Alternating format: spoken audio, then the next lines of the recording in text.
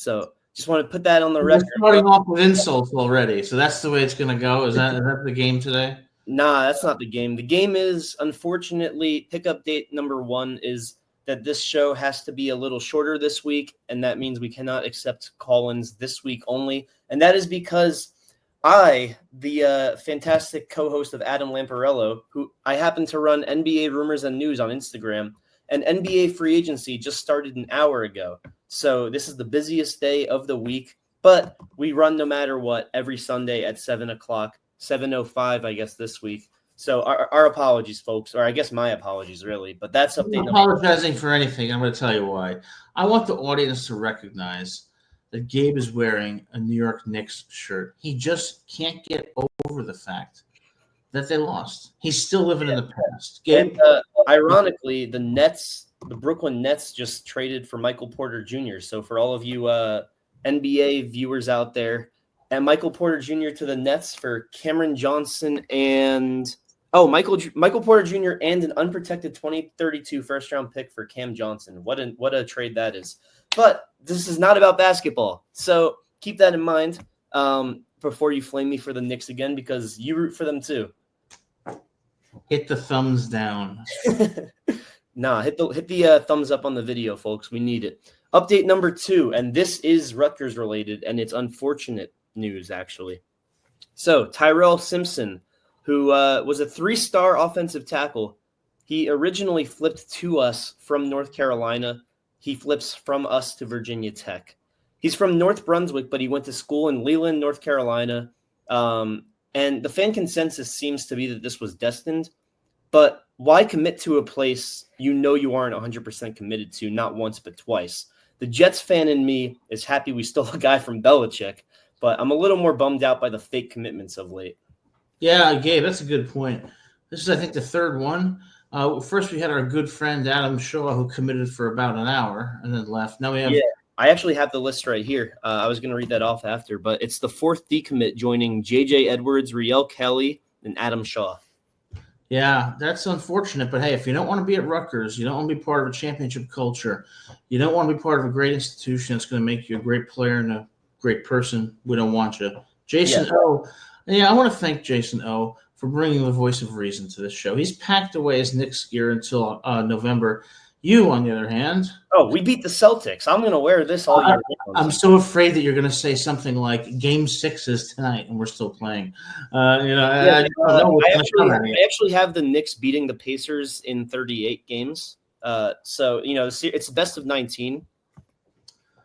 You're one of those people who goes to like the Masters, right, and gets kicked out because you try to get too close to the players. Is that what you're doing? Is that right? No, but I just remembered a good prank from a YouTuber where he had a remote control golf ball, and basically he threw that in Rory McIlroy's bag. And when he approached the green, he started moving the ball around with a remote control, and Rory chucked the ball into a lake. That's funny.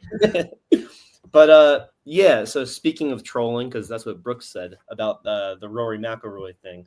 But yeah, I mean, like I said, I'm very disappointed in Tyrell Simpson, just because how are you going to commit to a place and then go against Coach Schiano and say, hey, look, I'm just looking at other schools. I'm just looking. What are you looking for? A commitment on paper is a 4-year thing. So yes, there's transfers, and yes, people decommit. But if you're committing in the first place, in theory, you're saying, hey, I should be here for 4 years, but I'm at least here for this year.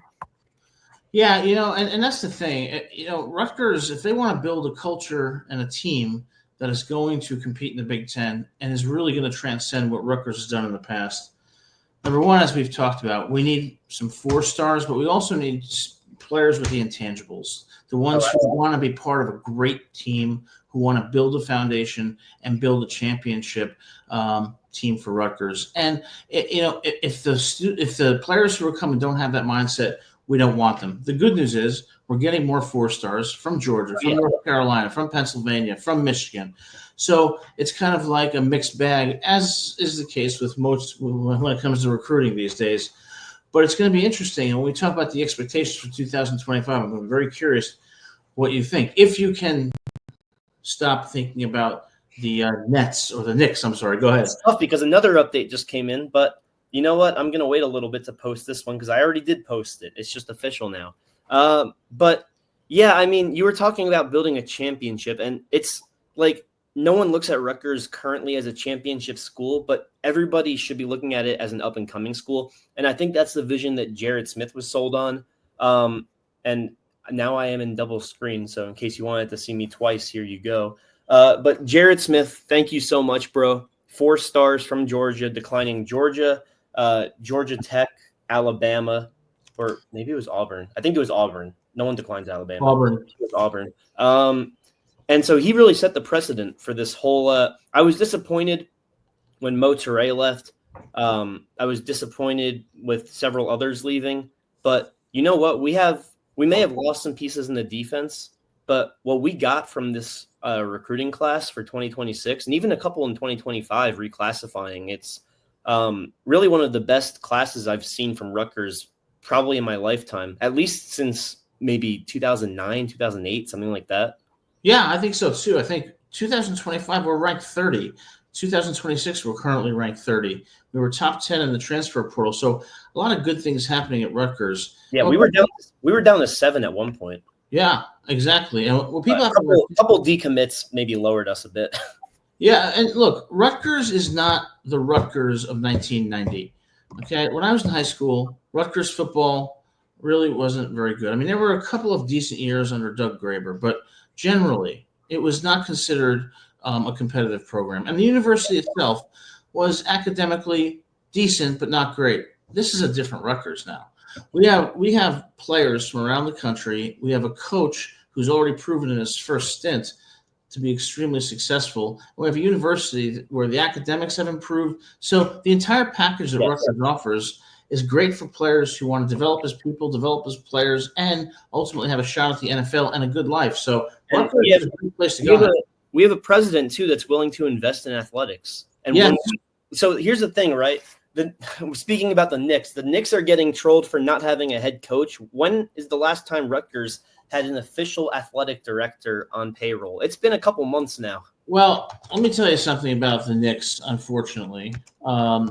So the Knicks, okay, and by the way, before I get to that, I want to say again to President Tate how thrilled we are to have you at Rutgers.